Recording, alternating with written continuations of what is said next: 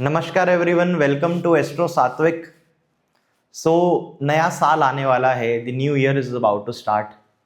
तो I thought कि आज आपको ना मैं कुछ मुंडेन एस्ट्रोलॉजी की कुछ टेक्निक्स दूं। काफ़ी लोगों की रिक्वेस्ट रहती थी कि मुंडेन एस्ट्रोलॉजी के बारे में कुछ बताएं। देखिए, मुंडेन एस्ट्रोलॉजी जो है, इट मीन्स कि हम एस्ट्रोलॉजी का यूज़ करके ग्लोबल इवेंट्स की प्रेडिक्शन करेंगे। अब मैंने पहले बहुत मंडेन प्रेडिक्शंस कर रखी हैं। फॉर एग्जांपल, रोहन सर के चैनल पे मैंने लगभग 1 साल एडवांस में वीडियो डाला था कि साल 2022 फरवरी में जब मंगल शनि की युति होगी तो कहीं वॉर हो सकता है। तो उस टाइम पे रशिया और यूक्रेन का वॉर शुरू हुआ। फिर एक टाइम पे मैंने एक प्रेडिक्शन करा था कि रॉयल फैमिली में किसी की डेथ हो सकती है। तो जो मैंने टाइमलाइन दिया था, उस टाइमलाइन के लगभग 1 महीने बाद I guess the queen expired away. Last year जिन्होंने मेरे चैनल पे वीडियो देखा था 24 में, तो 24 सितंबर अक्टूबर में ही मैंने वीडियो पोस्ट कर दिया था कि साल 2025 के मार्च अप्रैल के बाद इंडिया में अनस्टेबिलिटी आएगी और वर्ल्ड में अनस्टेबिलिटी आएगी। तो आपने देखा कि किस तरह उस टाइम पे एक तो जो पहलगाम अटैक हुआ, it also happened. Number 2, globally काफ़ी अनस्टेबिलिटी आ गया था, मार्केट्स गिर गए थे क्योंकि ट्रंप ने टैरिफ्स लगा दिए थे। और मैंने एक और प्रेडिक्शन करा था कि गोल्ड का प्राइस बहुत ज़्यादा डबल शूट हो जाएगा। ये मैंने 24 सितंबर अक्टूबर में ही प्रेडिक्शन कर रखी थी। तो वो वीडियो का लिंक मैं डिस्क्रिप्शन बॉक्स में डाल दूंगा। लेकिन अब मेरी कोई इच्छा नहीं है मंडेन प्रेडिक्शंस करने की, क्योंकि प्रॉब्लम ऐसा है, प्रेडिक्शन कोई करता है उसको चुरा के फिर कोई और कॉपी पेस्ट करके डाल देता है। जितना आप जल्दी प्रेडिक्शन करोगे, जितना आप पहले प्रेडिक्शन करोगे, और बड़ी प्रॉब्लम है, क्योंकि हाई चांसेस कि जब तक वो समय आएगा तब तक लोग भूल ही जाएंगे कि आपने क्या प्रेडिक्ट करा था। वो भी एक प्रॉब्लम है। दूसरा जो सबसे बड़ा इशू है, that many people copy paste also. इसलिए मैंने अब मंडेन प्रेडिक्शन या मुंडेन जो भी इसको प्रोनाउंस करते हैं, मैंने करना छोड़ दिया है। लेकिन जिन्होंने मेरे चैनल पे देखा है उनको एक्यूरेसी पता है। Now coming to the main सूत्र, मेन टेक्निक। इस तरह की कहानियां तो बाद में होती रहेंगी। अब अगर आप देव केरलम पढ़ोगे, अगर आप चंद्रकला नाड़ी पढ़ोगे, देव केरलम चंद्रकला नाड़ी एक ही बात है। कुछ यूट्यूबर्स जो नई नई नाड़ी जिन्होंने पढ़ाना शुरू करी है, अब पढ़ाना वर्ड सही नहीं होगा क्योंकि वो खुद ही पढ़ रहे हैं, उनको लगता है देव केरलम और चंद्रकला नाड़ी अलग अलग है, लेकिन वो एक ही चीज है। तो अगर आप चंद्रकला नाड़ी का श्लोक नंबर 2787 पढ़ोगे, तो आर सांथानाम जी ने चंद्रकला नाड़ी ट्रांसलेट करी है। तो आर सांथानाम जी की अगर ट्रांसलेटेड चंद्रकला नाड़ी में आप श्लोक नंबर 2787 पढ़ोगे तो वहां पे एक सूत्र है। सूत्र ये कहता है कि जब भी शनि और केतु की युति हो जाए, सैटर्न और केतु का कंजंक्शन हो जाए ट्रांजिट के अंदर, तो ग्लोबली कोई बहुत बड़ा क्राइसिस आने वाला है, कोई पेंडेमिक आने वाला है। किंग्स विल फाइट, राजा यानी सरकारें आपस में लड़ेंगी, वॉर हो जाएगी, ग्लोबल मार्केट क्रैश हो जाएगा और जान जो बेसिकली ह्यूमन लाइफ है उसकी डिस्ट्रक्शन होगी। So human life will be lost, humans की डिस्ट्रक्शन हो जाएगी। अब इसका लॉजिक आप देखो तो इट इज वेरी क्लियर, क्योंकि कहीं ना कहीं शनि कर्म कारक है।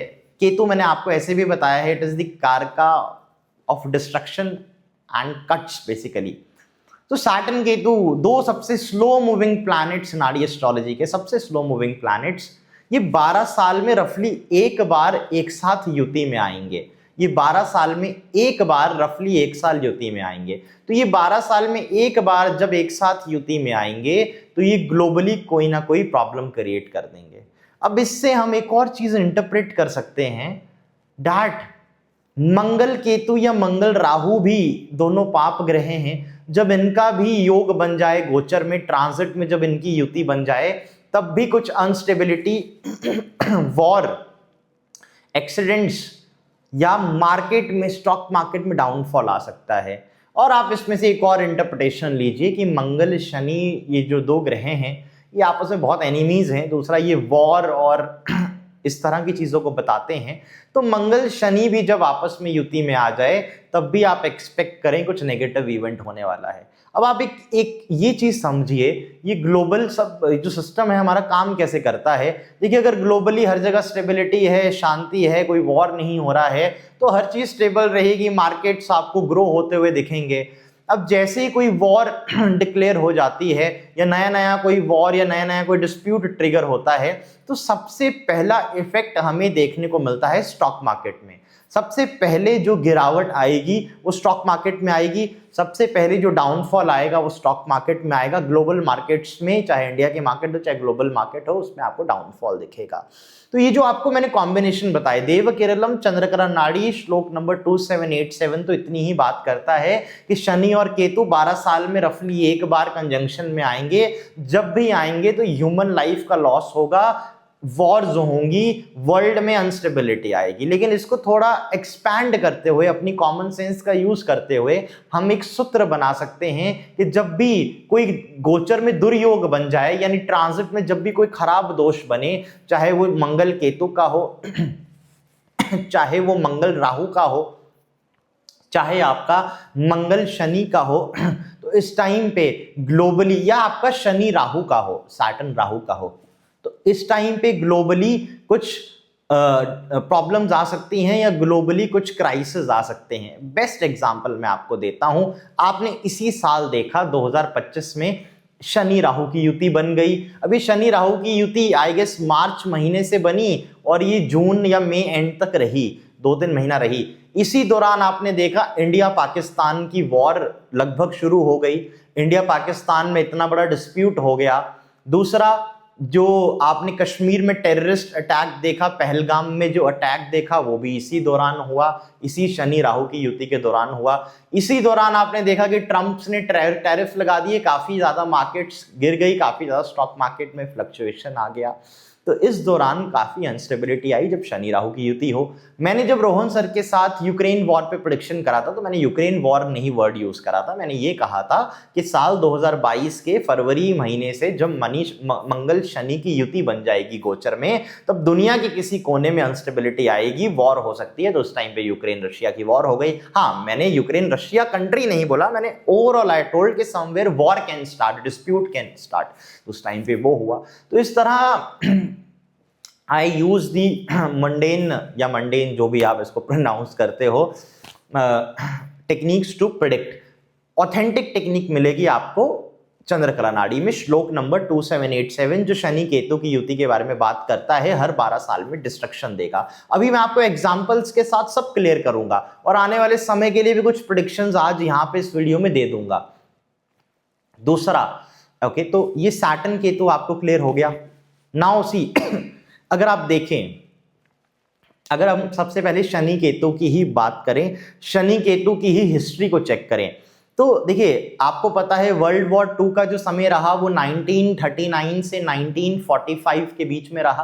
तो 1939 से 1945 जब वर्ल्ड वॉर 2 हुआ, तो उस टाइम पे आप देखिएगा 1939 के आसपास, 39-40 के आसपास शनि केतु की युति बनी थी और उसके बाद वर्ल्ड वॉर 2 ट्रिगर हो गया था। कुछ आपको किताबें ऐसी मिलेगी जहां पे आपको ये पढ़ने को मिलेगा कि शनि बहुत स्लो मूविंग प्लैनेट है, एक राशि में लंबे समय तक रहता है, एक राशि में 2.5 वर्ष तक रहता है। तो शनि अपने ट्रांजिट के जो इफेक्ट हैं वो लॉन्ग टर्म तक देता रहता है, लंबे समय तक उसके इफेक्ट्स आपको महसूस होते रहेंगे।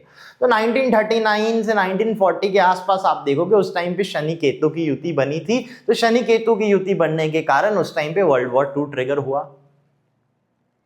अब आप 1962 से 63 का अगर आप चार्ट बनाओगे, तो 1962 से 63 के बीच में भी आपको शनि केतु का युति बेसिकली दिखेगी। क्योंकि 1939 से 40 के बीच में अगर शनि केतु आ रहे हैं, तो रफली 12 साल के बाद, यानी 50 से 51 के बीच में फिर आएंगे, फिर 12 साल के बाद 62 से 63 फिर आएंगे। तो जब 1962 से 1963 के बीच में शनि केतु की युति हुई, तो चाइना ने इंडिया के साथ वॉर कर लिया, चाइना इन्वेडेड इंडिया, तो वहां पे भी प्रॉब्लम आया। फिर आप 1962 का तो चाइना इंडिया का वॉर सैटर्न केतु में दैट ट्रिगर्ड अप। उसके बाद अगर आप 1963 के आसपास का चार्ट बनाओगे तो 1963 के आसपास लगभग 12 साल के बाद फिर से आपको शनि केतु की युति दिखेगी। तो 1973 ओके, सो 1973 के आसपास आपको फिर से 1973 या 74 के आसपास आपको फिर से शनि केतु की युति दिखेगी। तो जब 1974 के आसपास फिर से सैटर्न केतु की युति बनी तो इजिप्ट और इसराइल के बीच में वॉर डिक्लेयर हो गया, उनके बीच में वॉर शुरू हो गया। तो 1974 के आसपास जब सैटर्न केतु बना तो इजिप्ट और इसराइल में वॉर हुआ। 62 के आसपास जब सैटर्न केतु की युति बनी तो आपने देखा कि उस टाइम पे इंडिया और चाइना का इशू हो गया। 39-40 के आसपास जब सैटर्न केतु बना तो आपने देखा वर्ल्ड वॉर 2 हो गई।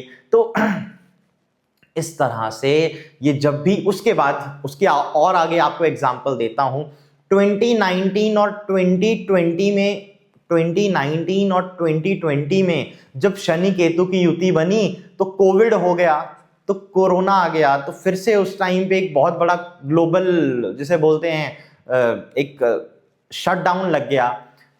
2019 -12 कर लीजिए, 2019 -12 आपको ले जाएगा साल 2007 में। तो साल 2007 की अगर आप बात करो तो साल 2007 में ग्लोबल जो मार्केट है वो क्रैश हो गया। सबसे बड़ा एक जो क्रैश था ग्लोबली, एक बहुत बड़ा जो क्रैश हमने एक्सपीरियंस करा वो साल 2007-8 के आसपास था। हर एक चीज बिल्कुल क्रैश हो गई थी, खासकर ग्लोबल मार्केट्स तो टोटली क्रैश थी।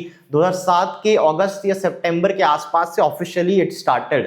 तो उस टाइम पे भी शनि केतु की युति थी। तो 2007 का अगस्त महीना या सितंबर महीना आप डेट देखिएगा, जब वो क्रैश शुरू हुआ ग्लोबल मार्केट का, स्टॉक मार्केट का, तब भी आपको सैटर्न केतु की युति मिलेगी। जब 2019-20 में आपका कोविड आया, कोरोना आया, तब भी आपको सैटर्न केतु की युति दिखेगी। तो अब इसमें आप एक चीज ऑब्जर्व करें कि जब भी शनि केतु की युति बन रही है, जरूरी नहीं है वॉर हो। कुछ केसेस में वॉर हो रहा है, कुछ केसेस में कोरोना जैसी महामारी आ जा रही है, ओके, लेकिन कोई ना कोई नेगेटिव यानी अशांति फैलाने वाला इवेंट हो रहा है, जिसका एक कॉमन रिजल्ट है। कॉमन रिजल्ट क्या है? कॉमन रिजल्ट एक ऐसा है कि ह्यूमंस आर गेटिंग किल्ड, मतलब जो मनुष्य जिंदगी है, मनुष्य का लॉस हो रहा है, मनुष्य को हार्म हो रहा है, ह्यूमन लाइफ को इसका सबसे बड़ा लॉस हो रहा है। चाहे वर्ल्ड वॉर 1 हो, चाहे इंडो चाइना वॉर हो, चाहे इसराइल इजिप्ट वॉर हो, चाहे कोविड हो, चाहे कोई भी आपका टाइमलाइन हो। एक पहला इफेक्ट तो कॉमन है कि human life is getting distracted. दूसरा जो आपको कॉमन इफेक्ट दिखेगा वो ये दिख रहा है कि जब जब ये हो रहा है तब तब ग्लोबली या इंडिया की स्टॉक मार्केट गिर रही है, तब तब ग्लोबली स्टॉक मार्केट में गिरावट आ रही है, क्रैश आ रहा है, ग्लोबल मार्केट्स में डाउनफॉल आ रहा है।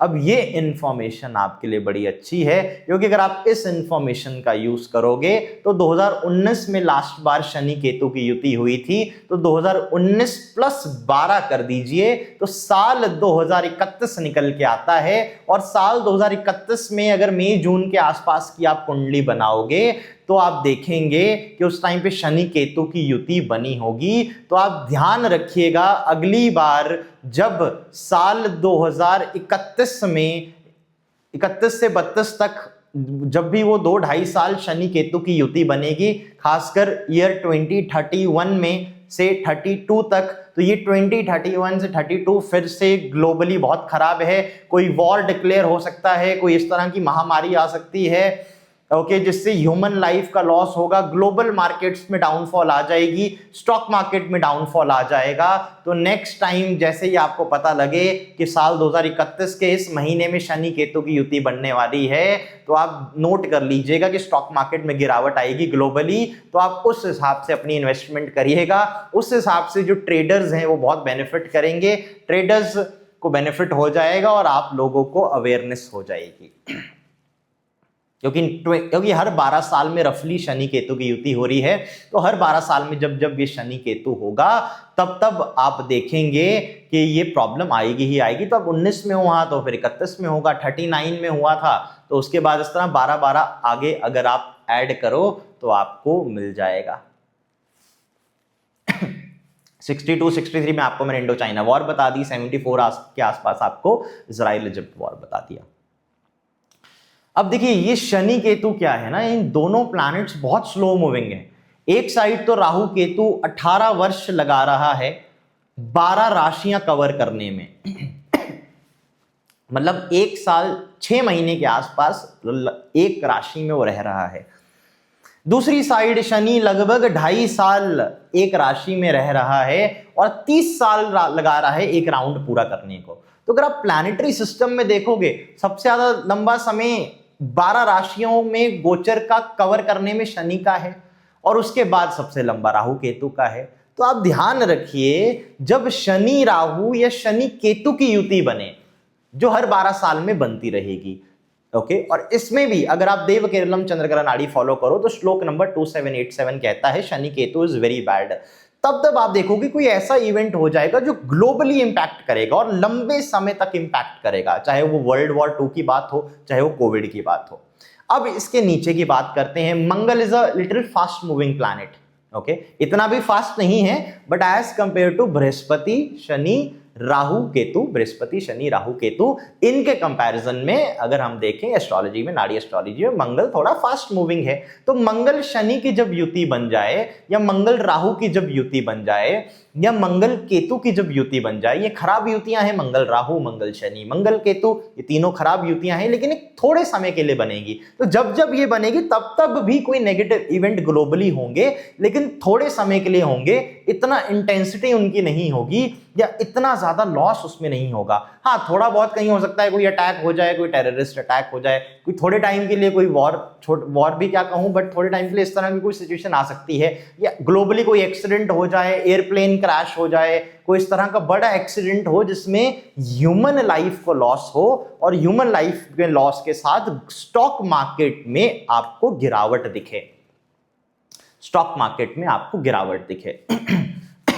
अब अगर आप देखेंगे एक आपको पता है स्टॉक मार्केट में सबसे बड़ी गिरावट ग्रेट डिप्रेशन के टाइम पे आई थी। तो अगर आप ग्रेट डिप्रेशन में वो ब्लैक ट्यूसडे की कुंडली बनाओगे, ब्लैक ट्यूसडे यानी I guess it was 29 October 1929, 29 October 1929 Tuesday का दिन होगा, ब्लैक ट्यूसडे उसको कहा गया है, यही होगा, आप देख लीजिएगा या जो भी ब्लैक ट्यूसडे की तारीख आएगी वो आप देखिएगा इंटरनेट में। तो अगर आप 29 अक्टूबर 1929 की कुंडली बनाओ, ब्लैक ट्यूसडे की कुंडली बनाओ जिस दिन सबसे ज्यादा ग्लोबली मार्केट गिर गया था, तो आपको दिखेगा कि मंगल केतु की युति उस दिन थी। तो मंगल केतु मंगल राहु, शनि केतु शनि राहु, मंगल शनि, ये युतियां स्टॉक मार्केट में गिरावट देती हैं। 2022 के फरवरी में जब मंगल शनि की युति आई थी, रशिया और यूक्रेन वॉर में आ गया था, तब भी ग्लोबली काफी ज्यादा मार्केट्स में फ्लक्चुएशन आ गई थी। 1929 का वो ब्लैक ट्यूसडे आई गेस 29 अक्टूबर का, मार्केट में गिरावट मंगल केतु की युति। फिर आप आई गेस उसके बाद मेरे हिसाब से 1987 के आसपास भी एक मेजर क्रैश आया था स्टॉक मार्केट में। उस टाइम पे भी अगर 1987 वाला आप क्रैश स्टडी करोगे स्टॉक मार्केट का, उस टाइम पे भी मंगल केतु की युति थी। तो मैंने क्या ऑब्जर्व करा कि बाय चांस अगर गोचर में मंगल केतु, मंगल राहु शनि केतु या मंगल शनि की युतियां बन रही हैं, त्रिकोण कनेक्शन नहीं युति, और वो युति डिग्रिकली बहुत क्लोज है, मतलब ये ग्रह डिग्रिकली बहुत नजदीक हैं एक दूसरे से, और साथ ही साथ कोई ग्रह उस टाइम पे वक्री चल रहा है, जैसे कि शनि वक्री चल रहा है, बृहस्पति वक्री चल रहा है, बुध वक्री चल रहा है, मंगल वक्री चल रहा है, कोई मेजर ग्रह उस टाइम पे वक्री हैं, तो मतलब उस टाइम पे कोई वक्री ग्रह भी है, ये युतियां भी बनी हैं, तो आप देखिएगा स्टॉक मार्केट में गिरावट आएगी या कुछ उस टाइम पे नेगेटिव इवेंट्स होंगे। ओके, तो वक्री भी कोई प्लैनेट होना चाहिए। मेरा जो एक्सपीरियंस कहता है बुध जब वक्री हो जाए, तो बुध वक्री में मैंने जनरली देखा है कि मार्केट्स फ्लक्चुएट करती हैं। बुध वक्री में be very careful if you are a trader, be very careful if you deal in the stock market. Budh वक्री में आपकी मार्केट्स बहुत फ्लक्चुएट करेंगी, बहुत अप डाउन, मतलब इट विल फ्लक्चुएट। ओके, ज्यादातर तो मैंने डाउन जाती हुई देखी हैं, बट कुछ केसेस में हो सकता है राइज भी कर जाए, लेकिन फ्लक्चुएट करेगा बुध वक्री में। सिमिलरली जब इस तरह की युति बन जाए, जैसे कि 1929 का ब्लैक ट्यूसडे ग्रेट डिप्रेशन का टाइम, मंगल केतु की युति क्रैश हो गया, उसके बाद 1987 में भी क्रैश हुआ। I don't remember the date, मैं एक बार चेक कर लेता हूँ, मेरे हिसाब से 1987 का ही वो क्रैश है। So yes means 1987 it is there. So मतलब इस तरह की जब स्थिति बनती है ना, तो आप देखोगे ग्लोबली, हाँ 1987 में ब्लैक मंडे क्रैश हुआ था, वो 19 अक्टूबर को हुआ था, 19 अक्टूबर 1987 को ब्लैक मंडे क्रैश हुआ था। तब भी मंगल केतु की युति थी गोचर में। अगर आप 19 अक्टूबर 1987 का चार्ट बनाओगे, मार्स केतु आपको युति में दिखेगा। और अगर आप 29 अक्टूबर 1987 का बनाओगे तो भी 1929 का बनाओगे सॉरी, तब भी आपको मंगल केतु की युति दिखेगी। Yes, so 29 October 1929 black Tuesday crash, great crash और great depression, US stock market गिर गया, वॉल स्ट्रीट में गिरावट आई, और उस टाइम पे भी मंगल केतु की युति थी। ये डेट्स देखने के लिए मुझे फोन निकालना पड़ा था, क्योंकि इतनी ज़्यादा डेट्स अब याद नहीं रहती है बहुत टाइम हो गया इस तरह के मतलब चीज़ों से डील करते हुए। सो ये जो मतलब कंजंक्शन हैं, कॉम्बिनेशंस हैं, ये प्रॉब्लमेटिक हैं। अब आप आने वाले समय में देखेंगे, जैसे आने वाले समय के लिए आप बोलोगे आप प्रेडिक्शन दो, तो ले लीजिए आने वाले समय के लिए प्रेडिक्शन। 31 से 32 के आसपास शनि केतु की युति बनेगी। ग्लोबली बड़ा खराब समय रहेगा, स्टॉक मार्केट में इन्वेस्टेड हैं तो एग्जिट मार लीजिएगा, पहले ही 2030 तक एग्जिट मार लीजिएगा। या अगर आप शॉर्ट सेलिंग करके कमाते हो या स्टॉक मार्केट गिरने से पैसा कमाते हो, तो वो टाइम आपके लिए अच्छा रहेगा 2031 से 32 के आसपास, जब शनि केतु आएंगे। उस टाइम पे भी कोई ग्लोबली वॉर हो सकती है। अब नेक्स्ट ईयर आप देखोगे, नेक्स्ट ईयर 26 में अगर आप चार्ट बनाओ, कुंडली बनाओ, सो नेक्स्ट ईयर 26 में फेब के एंड से, आई गेस 25 फेब की ये बात है। So yes, next year 25 Feb के आसपास मंगल राहु की युति बन जाएगी गोचर में। मींस मंगल की एंट्री हो जाएगी कुंभ राशि में। मंगल कुंभ राशि में एंटर करेंगे, राहु ऑलरेडी कुंभ में है, तो मंगल राहु की युति बन गई। मंगल राहु की युति मैंने आपको बताया, ग्लोबली कोई terrorist attack, violence, human life का loss, bomb blast, airplane crash, ऐसी पॉसिबिलिटीज बढ़ जाती हैं, हादसा होने की पॉसिबिलिटी बढ़ जाती है, इसमें ह्यूमन लाइफ का लॉस होगा। लेकिन ये फास्ट मूविंग प्लैनेट मंगल इसमें इन्वॉल्व है, तो इतना कोई बड़ा मतलब ऐसा नहीं होगा कि बहुत लंबे समय तक रहे। कोविड देखिए, आप देखिए 2-2.5 साल सबको मतलब उसने लॉक कर दिया, तो कोविड में बहुत बड़ा लॉस हुआ। वर्ल्ड वॉर 2 में तो सालों लग गए। तो ये होते हैं स्लो मूविंग प्लैनेट्स, जब रिजल्ट्स देते हैं ना, शनि राहु केतु, तो ये ऐसा रिजल्ट देते हैं कि आपको 2-3-4-5 साल आपको लगेगा कि हम पीछे ही चले गए, मतलब वो उन सालों में बहुत लॉस होगा। फास्ट मूविंग प्लैनेट थोड़े टाइम के लिए डिस्टर्बेंस कॉज करेगा, फिर आगे बढ़ जाएगा। लेकिन इस बार प्रॉब्लम ऐसी है कि मंगल जब कुंभ राशि से बाहर आएगा, तो आप देखोगे कि मंगल मीन राशि में आ जाएगा। अब जब मीन राशि में भी मंगल आएगा ना, सो प्रॉब्लम इज मीन में शनि बैठा हुआ है, तो मीन राशि में आपका शनि है। अब शनि के ऊपर मंगल का गोचर, यानी जब गोचर में मंगल शनि का संबंध बन जाए, तो गोचर में मंगल शनि का संबंध भी आपको पता है कि डिस्प्यूट या वॉर्स दे सकता है, डिस्प्यूट या वॉर देने का कारक है। तो पहले 25 फरवरी के आसपास मंगल कुंभ राशि में आएंगे, राहु के साथ आ जाएंगे। पहले वहां पे अंगारक योग बन जाएगा मार्स राहु का, फिर उसके बाद मंगल मीन राशि में चले जाएंगे। मंगल शनि का आपस में एक दुर्योग बन जाएगा, और ये लगभग 11 मई 2026 तक रहेगा। 11 मई 2026 तक मंगल पाइसेस में ही रहेंगे। तो ये जो 25 फरवरी से 10-15 मई तक का जो समय है, 25 फरवरी 2026 से 10-15 मई 2026 का जो समय है, इस दौरान कोई घटना, कोई दुर्घटना, ह्यूमन लाइफ का लॉस, कोई अटैक, ब्लास्ट, इस तरह की चीजें, क्रैशेस, मतलब एयरप्लेन, ये सब चीजें हो सकती हैं, क्रैश वगैरह आपका जो भी है। ग्लोबली स्टॉक मार्केट थोड़ा स्लो डाउन हो सकता है, बिटकॉइन या हो सकता है आपका जो भी ये ग्लोबल जो स्टॉक मार्केट है वो थोड़ा गिरावट ले, या इंडिया में स्टॉक मार्केट में थोड़ी गिरावट आए और थोड़ा स्लो डाउन आ जाए। तो जो लोग शॉर्ट सेलिंग या मतलब जो लोग मार्केट गिरने में पैसा कमाते हैं उनके लिए ठीक है, जो ट्रेडिंग करके कमाते हैं, अदरवाइज थोड़ा आप सेफ रहिएगा। ये थोड़ा वॉलेटाइल टाइम पीरियड रहेगा। उसके बाद 31 से 32 वाला समय आपको मैंने क्लियर करा। तो ये शनि केतु, ये इस तरह के कॉम्बिनेशन से ये प्रेडिक्ट होता है। आज तो कोई ऐसा भी नहीं बोल पाएगा कि इसका सोर्स क्या है भैया। जो सोर्स है श्लोक नंबर 2787 चंद्रकला नाड़ी देव केरलम, अगर आप पढ़ोगे तो आपको ये शनि केतु का सूत्र वहां पे मिल जाएगा। बाकी हमारी रिसर्च है, हमारी ऑब्जर्वेशन है कि किस तरह उस टाइम पे स्टॉक मार्केट में गिरावट आ रही है, किस तरह ग्लोबली उस टाइम पे लॉसेस हो रहे हैं, तो वो हमारा रिसर्च है। तो रिसर्च क्या है वो बस सर्च करके मैं आपको बता रहा हूँ। I won't call it research also, but देखिए मेरा इन चीज़ों से अब इंटरेस्ट उठ चुका है। ये मंडेन प्रेडिक्शंस आधे से ज़्यादा लोग तो दूसरे कॉपी कर जाते हैं, दूसरा, इतना पहले प्रिडिक्शन करने का फायदा नहीं होता, बाद में लोग भूल जाते हैं। सो बट स्टिल ठीक है, आप लोगों को टेक्निक्स कुछ देनी थी नए साल के लिए, तो आई थॉट कि मैं कुछ ये टेक्निक्स आपको दूं। तो ये आपको अवेयरनेस भी देगा, आपको नॉलेज भी ये देगा। बाकी न्यू ईयर के लिए as I told, if you want annual consultation you can take the annual consultation. आप मेरी वेबसाइट में जाएं, एनुअल कंसल्टेशन आप बुक करें। सो एनुअल कंसल्टेशन आप मेरे साथ ले सकते हैं, और भी आपको कोई भी कंसल्टेशन हो you can take it any time. Okay, so Saturn Ketu की technique clear, war, global stock market में गिरावट कब आएगी वो क्लियर, पुराने इवेंट्स आपको क्लियर हो गए। सो आज के लिए इतनी ही वीडियो रहेगी। Will meet in the next year now. तो 2026 में कुछ वीडियो लेके आऊंगा, आप जो टॉपिक बोलोगे वो वीडियो बनाएंगे। जेमिनी एस्ट्रोलॉजी की आप लोगों की डिमांड थी, लेकिन जेमिनी एस्ट्रोलॉजी में मैं सिर्फ 2 वीडियो बनाऊंगा। उन 2 वीडियो को देखने के बाद आप खुद कहोगे कि अब हमें जेमिनी एस्ट्रोलॉजी पढ़नी ही नहीं है। सिर्फ 2 वीडियो डालूंगा, 2 वीडियो के बाद आप खुद ये एक्सेप्ट करोगे कि जेमिनी एस्ट्रोलॉजी दुनिया की सबसे मुश्किल ब्रांच है। ये जो लोग आत्मा कारक मध्य कारक करते हुए फिर रहे हैं, आत्मा कारक इन 12 राशि की वीडियो डाल रहे हैं, आत्मा कारक इन 12 हाउसेस की वीडियो डाल रहे हैं, इन सब की दुकान बंद हो जाएगी। क्योंकि आप सबको एक रियलाइजेशन होगा कि जेमिनी एस्ट्रोलॉजी सबसे मुश्किल सिस्टम है एस्ट्रोलॉजी का। सिर्फ 2 वीडियो में डालूंगा and it will be I opening. वो नेक्स्ट ईयर जरूर आएगी। बाकी आपकी सजेशंस हैं, आप क्या देखना चाहते हो। So thank you so much advance में, आपको हैप्पी न्यू ईयर। और कोई आपको डाउट आए तो प्लीज़ कमेंट करिएगा। ये जो आपको टेक्निक्स बताइए इसको वेरीफाई करें, चेक करें। Okay, so thank you so much.